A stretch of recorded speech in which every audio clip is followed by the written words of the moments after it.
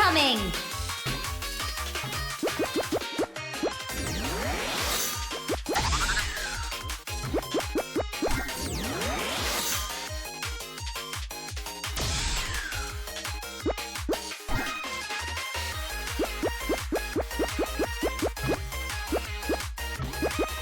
When you look back on the pre- and post-Dreamcast days, the sheer variety and innovation in Sega's franchises is something to behold.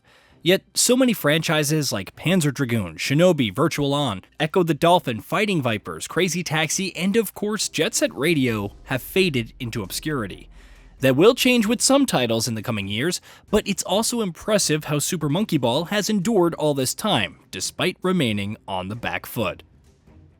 The series struggled to find its footing after the success of the first 3 games. However, Like a Dragon developer Ryuga Gotoku Studio has helmed development from Banana Blitz HD onwards, and the future looks more hopeful. Super Monkey Ball Banana Rumble may not break the mold with the fundamental gameplay loop, but it offers some solid platforming and an overall well-rounded package despite some shortcomings.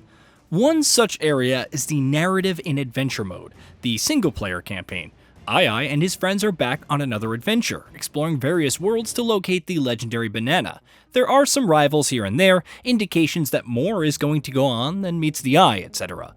But the story is pure fluff. Since it's meant to connect World A to World B and repeat, it's fitting enough, and the low stakes aren't necessarily bad.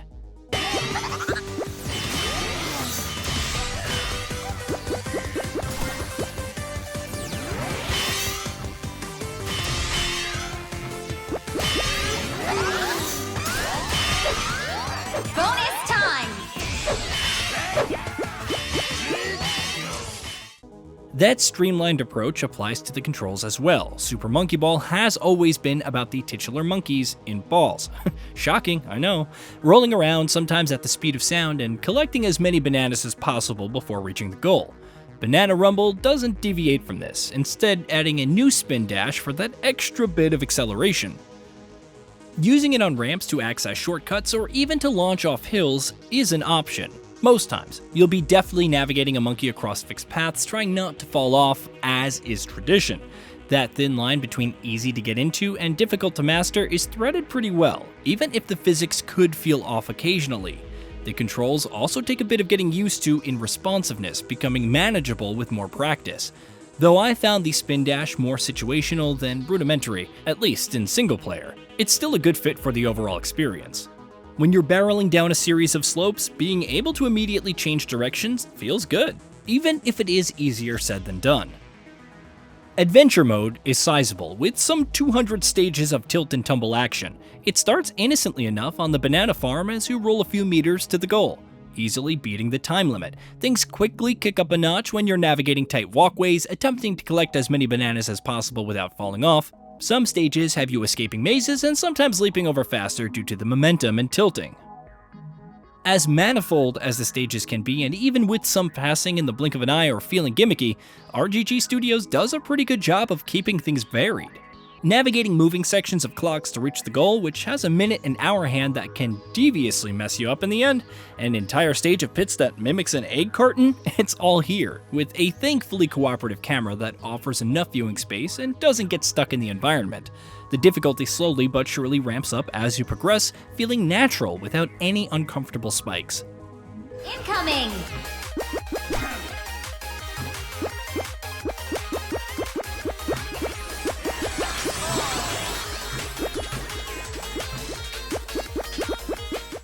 Also, despite the relatively short length of each, there's still impetus to do better.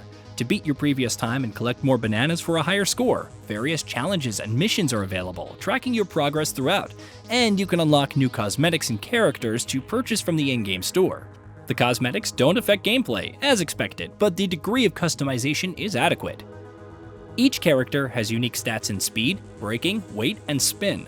I don't feel any earth-shattering distinctions between Ai, who has more speed, and Gon, who offers more control, like differing abilities or playstyles. Nevertheless, the choice is appreciated, especially since some can have different charging and timing on their spin dashes. Outside of adventure mode and time attack, which unlocks after completing a world, there's local and online play in battle mode.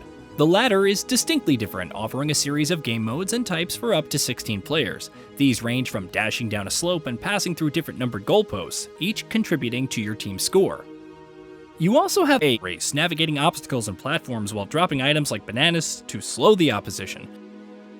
Heck, you even have tag-style mode where players must pass bombs back and forth, with the possessor going boom when the time runs out. The spin dash really comes into its own here, as you could dash into other players and momentarily stun them on impact. Matchmaking is fairly quick for now, and while its longevity is up for debate given the depth, battle mode is a decent detour.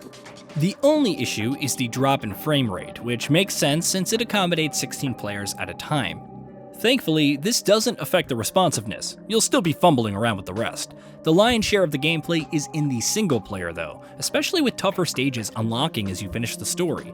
However, given that battle mode has a battle pass, it may see some updates and new stages in the long term. Time will tell, as always. In terms of presentation, Super Monkey Ball Banana Rumble is surprisingly good. Adventure mode stages are detailed and unique, while the animations and performances are on point throughout. It's a testament to the levels that they offer enough detail and pop without affecting visibility or making you feel lost, especially if one plays in handheld mode. Sadly, the same can't be said of the music. As happy and earnest as it sounds, the tracks are ultimately forgettable, with not a single one standing out. Their one saving grace is that they aren't annoying, and won't wear on you with multiple retries. Having the game constantly asking if I want to activate helper features after a few falls in each stage can get annoying.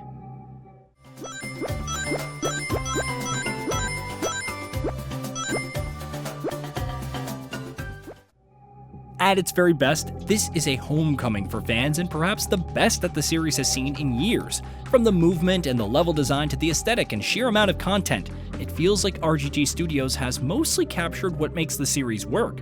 Battle mode feels more like a distraction than a multiplayer component you can sink dozens of hours into. Nevertheless, it can be enjoyable in short bursts, even if its Battle Royale-esque trappings won't appeal to everyone. Whether you're blazing through adventure mode and knocking out stages, refining your times and attempting to beat time attack, cleaning up challenges, or just hopping online for competitive chaos, Super Monkey Ball Banana Rumble is a fun time. It doesn't quite reach the peaks of its legendary predecessors and may fall under the radar for most, but there's hope that Sega continues to refine and improve on what's here while appealing to a new generation of players. Hey, did you know that we at GamingBolt upload new videos every day? Stick around, drop a like, subscribe, and hit that bell, and let us know what kind of content you'd like to see in the future with a comment below.